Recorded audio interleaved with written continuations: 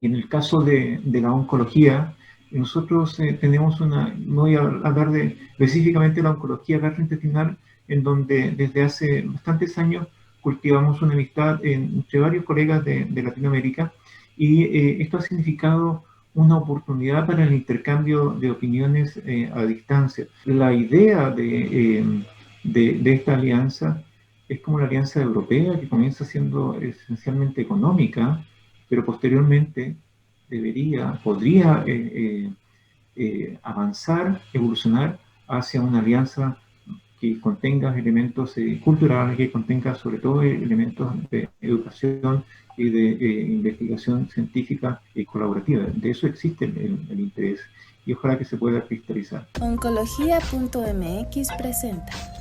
Bueno, nos encontramos con el doctor Jorge Gallardo, que es presidente de la Fundación Chilena de Desarrollo de la Oncología. También es miembro del Comité Científico del Simposio Latinoamericano de Gastroenterología Oncológica, el famoso SLAGO, y entre otras también coordinador de Oncología Clínica en INVISA, allá en Santiago de Chile. Entre otros múltiples cargos, ¿verdad, doctor Gallardo? Sí, tenemos varias actividades que desarrollamos, y estamos muy contentos de estar con ustedes, Carlos, con ustedes, Lourdes, también, para conversar de diversos temas que son de mucho interés para la gente de Latinoamérica. Gracias, doctor. Bueno, pues gracias, doctor, por darnos esta entrevista en exclusiva.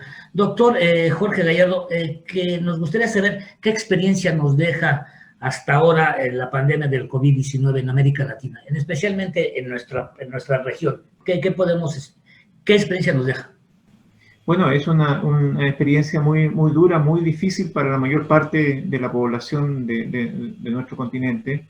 Nos ha tocado en todas las partes, con algunas excepciones, de manera bravísima. Ha significado muchas muertes, muchas enfermedades, un gasto económico, social también muy importante.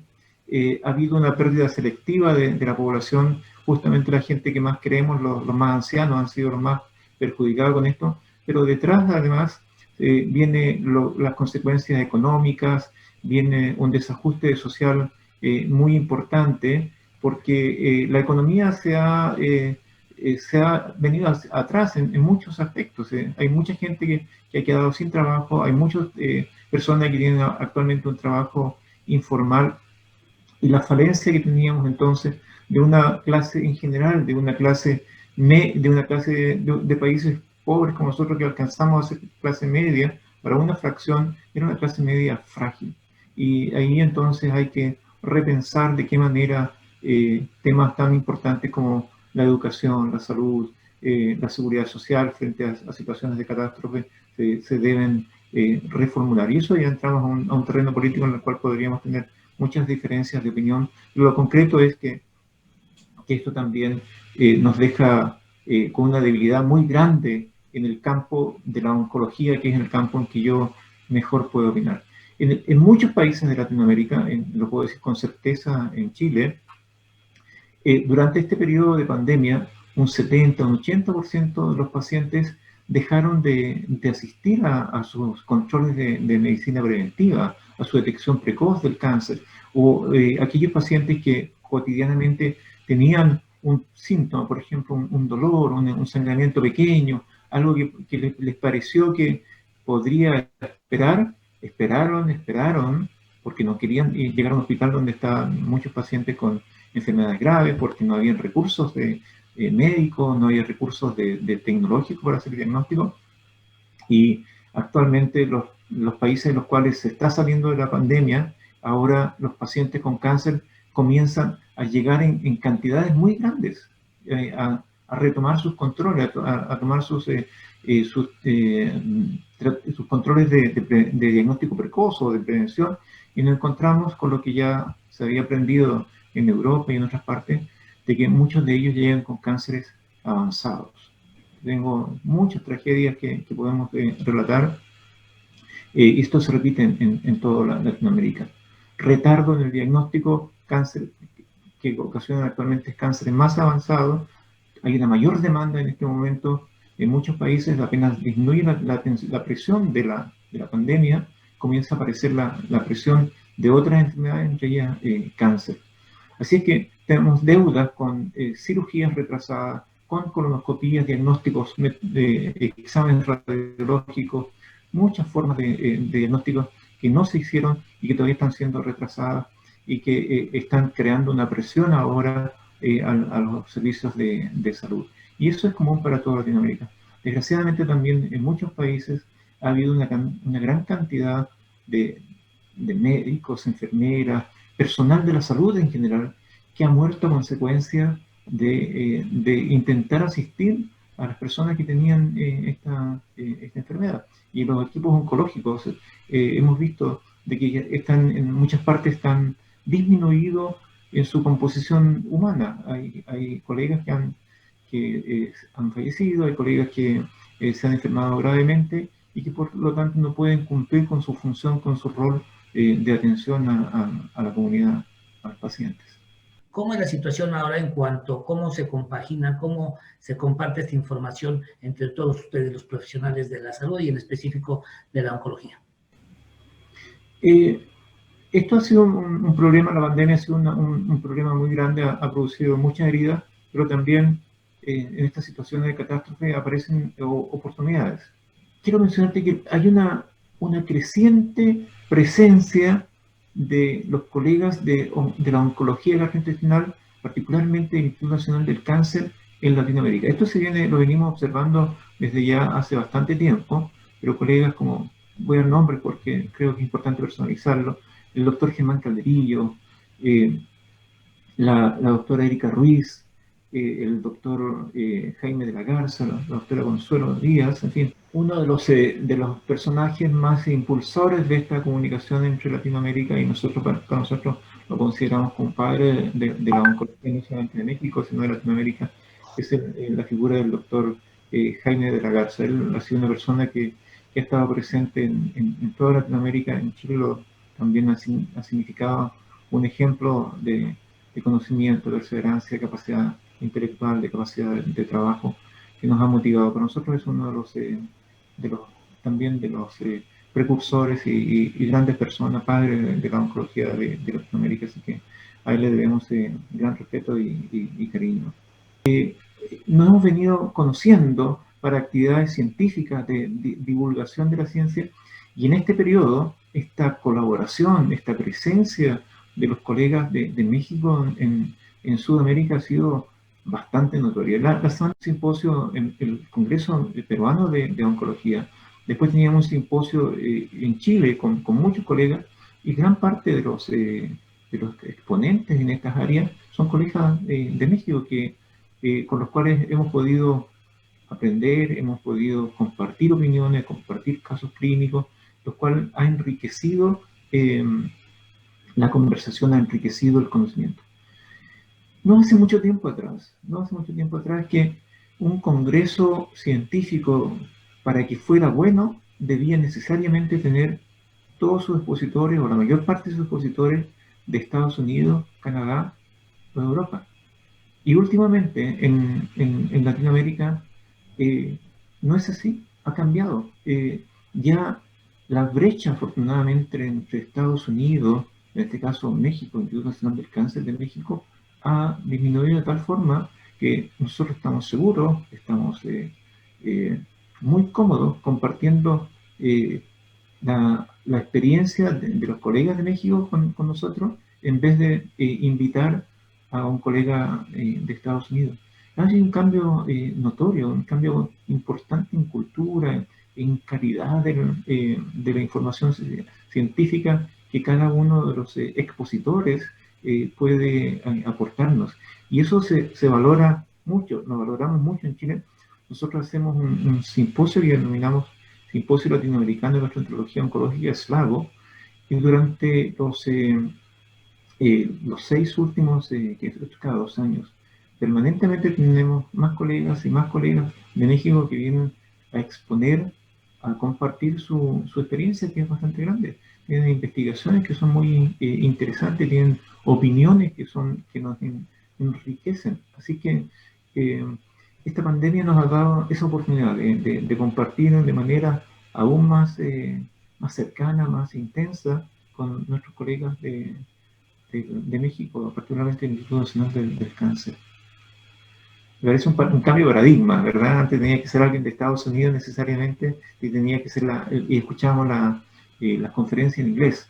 Ahora es en castellano, con nuestro propio idioma, compartiendo de manera más libre, más fluida, porque cuando entiendes, cuando la conversación se da en tu propio idioma, te sientes más seguro de que entendiste a cabalidad el concepto que se está compartiendo y te sientes más libre de poder preguntar, te sientes más libre de poder referirte a tu propia experiencia y dar tu propia opinión. Así que ha sido muy interesante este desarrollo de la comunicación científica con colegas de Latinoamérica, en gran medida, como te decía, la presencia del Instituto Nacional del Cáncer de México ahora la observamos en muchos congresos de Latinoamérica, reemplazando de alguna manera, no podemos decir que sea completo, pero sustituyendo de alguna buena proporción lo que antes era la presencia de Estados Unidos y de Europa. Sí, que bueno, creo que eso lo hemos podido observar, de que se ha creado una fraternidad mucho más fuerte ahora con todos los oncólogos en América Latina, ¿no, doctor? Eso es algo que es digno de tomar en cuenta y como bien señala, pues el papel del INCAN, del Instituto Nacional de Cancerología, ahí encabezado por el doctor Abelardo Meneses García, y también obviamente la Sociedad Mexicana de Oncología, ¿no? Nuestro llamado SMEO, ¿no? Que es la Sociedad Mexicana de Oncología. Sí. Sí. Simposio Mexicano de Oncología, y ahí también hay un punto muy interesante, y es que la fraternidad, el aprecio de la sociedad mexicana y el deseo de incorporar el Congreso de SMEO, de la Sociedad Mexicana de Oncología Médica, es el congreso más grande o uno de los congresos más grandes de la especialidad en Latinoamérica, y ha habido siempre la buena intención de incorporar colegas de Latinoamérica a este simposio tan relevante, tan importante. Así que ¿no? Ha sido también una gran oportunidad para intercambiar opiniones y para conocernos y trabajar en conjunto. Algunos de los colegas que te he mencionado están trabajando en conjunto en proyectos ahora con colegas de Argentina, con colegas de Brasil, de Perú también. Hay recientemente algunas publicaciones en que ya este lazo de amistad se transforma en un lazo de cohesión, de colaboración científica que termina termina cristalizado en publicaciones. Y eso es de un valor, y pensamos que esto va a ir en creciendo, así que eso es un valor importante. Tenemos actualmente, fíjense, una alianza que le damos poca importancia, es la alianza de México, Colombia, Perú y Chile, que es una alianza esencialmente económica, que le ha permitido a estos países una colaboración, un posicionamiento frente al resto del mundo para ciertas cosas que tienen que ver con un comercio. En el último tiempo, desgraciadamente, ha habido un desencuentro. Se lo escucha al expresidente Ricardo Lagos, presidente de Chile, describía que en Latinoamérica existe en este momento un desencuentro casi como no había habido nunca antes. O sea, los presidentes no se llaman por teléfono ahora y dicen, oye, que tengo esta opinión sobre esta cosa, o qué opinas de este problema. Eso ha dejado de existir o es francamente menor. En la descripción de él y de otros más, este es un punto de un máximo desencuentro en este momento. Muy distinto era hace 10 años atrás o 15 años atrás. Y este desencuentro a nivel de presidencia, afortunadamente, no ocurre a nivel de la población científica. Afortunadamente, la colaboración entre colegas de la oncología, y yo creo que en otras áreas de la medicina, también ocurre, va confluyendo hacia esta unidad. Así que aunque por arriba la cosa no esté tan buena, el sentido de unidad de muchos, el sentido de colaboración de muchos colegas en el ámbito médico y seguramente en otras áreas es de integración.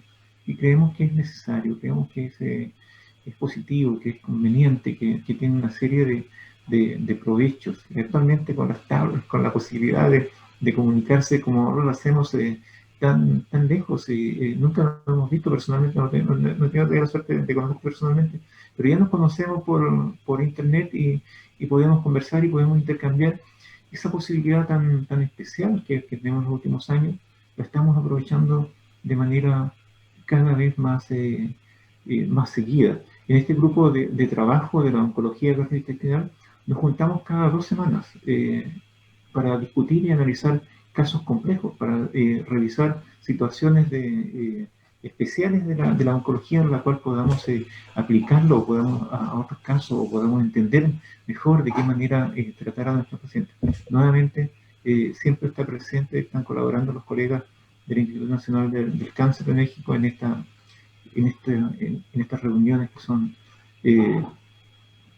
con mucha frecuencia 2 veces al mes. Qué bonita integración. Entonces yo creo que sí es importante, como usted bien resalta, doctor, hacer hincapié en la información, en la gran intercambio de información que están haciendo ustedes y como señala en este pacto que están haciendo en esta región, más allá de la cuestión económica, exactamente, ojalá y se sume más también la medicina y obviamente la ciencia en general, ¿no? Y la educación, la cultura. Así es. Hay una oportunidad muy bonita, tenemos a la distancia. En el pasado nos costaba mucho, ¿no? Poder llegar a México y conocer lo valioso del legado que recibieron ustedes de sus antepasados, ¿no? Poder conocerlo, disfrutarlo, poder entenderlo, poder aprender de ese legado tan extraordinario. Hoy es más posible para un mayor número de la población de Chile, de Sudamérica, de Latinoamérica, y el tener amigos, tener contactos que te permitan llegar al país y disfrutar no solamente de la cosa científica, sino poder además aprender del background cultural que existe. Te enriquece no solamente desde el punto de vista científico, sino también desde el punto de vista cultural, desde el punto de vista personal. Eres otra persona después de haber estado conociendo lo que es actualmente México. ¿Qué se puede esperar próximamente? Además que ya sabemos lo difícil que se viene, pero ¿qué podemos esperar para estos próximos meses? Lo que mencionabas, un mayor número de pacientes en situaciones más complejas, limitaciones desde el punto de vista del presupuesto, el presupuesto que ha tenido que abordar cada país para poder atender las demandas económicas, para poder hacer las implementaciones médicas, me refiero, han sido muy grandes en muchos países, pero también la pérdida de puestos de trabajo nos ha llevado a cesantía. Entonces, no, si antes teníamos limitaciones económicas para la implementación de ciertos programas, ahora va a ser aún más complejo. Hay menos personal, ha habido bajas, desgraciadamente, así que eso también le da más complejidad. Y los problemas más de fondo, por ejemplo, el poder implementar tecnologías nuevas, el poder acceder a medicamentos de última generación, se nos va a hacer definitivamente más difícil. Eso nos va a retardar, nos va a llevar a un retraso en alguna medida en cuanto al avance que habíamos tenido. Lo que ahí es crucial, es importante la educación. Nosotros estamos en un área en la cual se emplea tecnología, se emplean medicamentos que pueden ser muy caros y a veces las diferencias en los resultados no son tan grandes, y entonces eso nos pone en una encrucijada muy interesante, muy difícil también, de ser muy capaces de elegir en forma adecuada el tratamiento para que haya una buena proporción entre el gasto económico y el impacto en beneficio que esto pueda tener. Y en ese punto es crucial nuevamente la educación, una educación hecha fundamentalmente en congresos, en los cuales hay independencia. Tenemos una gran oportunidad de escuchar de manera independiente cuáles son los verdaderos resultados, cuáles son las verdaderas ventajas que los nuevos tratamientos tienen y cuáles son sus potenciales desventajas, sus potenciales aspectos complicados para la implementación. Así que creo que tenemos más obligación todavía de aprender mejor, de poder emplear mejor. Tenemos un punto que es bien importante que no lo he mencionado. En el pasado, gran parte de la investigación, prácticamente el 98% de la investigación en oncología se hacía básicamente en Estados Unidos y en Europa. Si esa investigación, si ese fármaco que se está empleando es igualmente eficaz en la población de Latinoamérica, eso tiene una duda. Eso no es siempre es así. Hay muchas investigaciones en las cuales cuando tratamos de comparar los resultados en la población de Latinoamérica, no es el mismo que se publicó. La población es distinta. La enfermedad, aunque pareciera cáncer gástrico igual, porque es cáncer gástrico, no es lo mismo. No es lo mismo tener un cáncer gástrico de un paciente de Japón que uno de Europa, que uno de Estados Unidos o uno de Latinoamérica. Hay pequeñas diferencias. En su centro, en su mayor parte es igual, pero hay pequeñas diferencias. Y los resultados del tratamiento no son los mismos. Otro aspecto distinto es que lo que se describe en cuanto a toxicidad puede ser a veces muy distinto. Un medicamento puede ser muy bien tolerado. Por ejemplo, hay uno que se llama S1, funciona muy bien en la población de Asia. Sin embargo, no funciona tan bien en la población de Estados Unidos. Y tiene una situación intermedia en la población de Latinoamérica. Es decir, los efectos tóxicos pueden también ser diferentes de una zona del mundo en comparación con la otra. Hay factores raciales, a veces de alimentación, que hacen que los resultados sean distintos. Y eso, la conclusión entonces, estimado Carlos, que la investigación de los medicamentos nuevos deben necesariamente incorporar población de Latinoamérica. Y en ese sentido, el Instituto Nacional del Cáncer de México, en Chile, en Argentina, en Brasil, cada vez hay más y más investigadores que están aportando a las investigaciones globales, lo cual es muy importante y es muy interesante. Hay buena calidad para que la investigación que se está realizando nos proporcione datos confiables, datos que se puedan verificar. Hay buenos investigadores que son pulcros en su quehacer. Y estos investigadores ahora tienen una buena plataforma con un congreso grande, como el Congreso Mexicano, para exponer su propia experiencia en lo que llamamos la cresta de la ola científica.